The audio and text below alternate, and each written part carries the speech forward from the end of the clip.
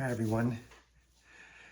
I have a friend who's been following these lessons, and she likes to joke with me and just every once in a while say, yeah, but I don't exist. I don't exist. So the self that you made, does it exist? That is the main point of lesson 96. It's called Salvation Comes from the One Self. Remember, we've been talking about two selves. One that is false and one that is true. One that we have made and one that we've always been. Myself, the one that I've made, self with a lowercase s, wow, it's a doozy. Myself has created a pretty interesting world. Myself sees myself as very confused with what's happening inside of me in relation to everyone else and in relation to the world. Myself wakes up and does not feel good in my body. I feel tense. Sometimes I feel afraid. I don't feel like I had a good night's sleep.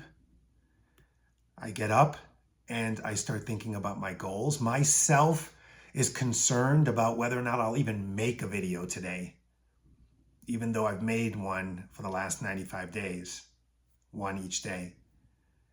Myself is worried about work and money and my children and their safety. Myself is worried about my appearance, worried about whether or not I go to the gym enough, whether or not I'm eating the right foods. Myself is worried about pretty much everything. Myself feels guilty about mistakes that I've made in the past. Myself seeks forgiveness, doesn't know how to find forgiveness. Myself doubts everything.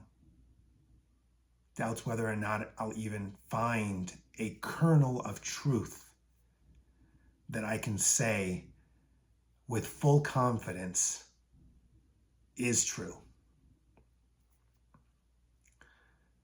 Myself has goals and aspirations and desires and visions. Myself sees a bigger picture, but is afraid to step into it. Myself reads the same books over and over and over again, trying to find a new meaning. That is the self that I have made, and it does not exist. It does not exist. It exists in a relative form within the construct of my egoic mind, and it helps me to make sense and order to the things that are in my world. But it does not actually exist, just like my worries don't exist, just like my problems don't exist. What does exist is the self that's always been. Myself with a capital S. And that self knows. It knows the truth, and it shares that knowledge with everyone. Myself was created in the image of God, as yourself was. Myself knows that I'm in a dream and that I can choose whether or not it be a hellish dream or a heavenly dream, but that I'm in a dream, in the matrix, in a simulation. Myself knows that I am a channel of divine energy that is actually creating what is truly real from a place of love.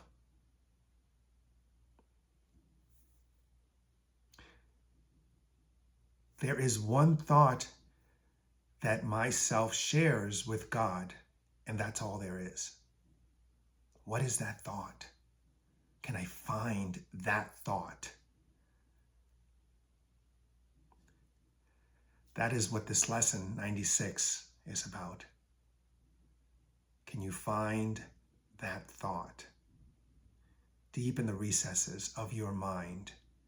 Can you let go of identification with the body and the physical and instead identify with the mind and spirit and know that all of this whole journey from beginning to end, which, by the way, the script has been written, the end has already arrived. But within time, it seems as if from your lowercase self, like you are on a journey. So play along, you're on a journey.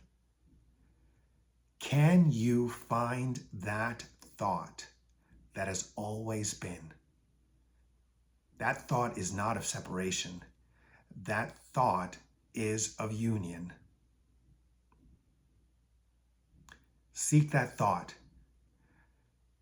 And if you struggle with remembering to even spend 5 minutes every hour on this lesson, just become aware of that. You're not ready. You, lowercase you, does not believe you are ready. Enjoy this lesson. Enjoy just letting surface all of this lowercase self. Don't milk the melodrama the way Ram Dass used to say.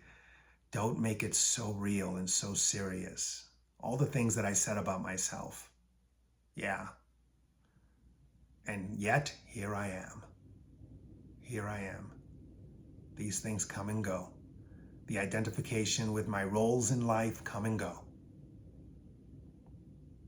And here I am. We'll see you tomorrow.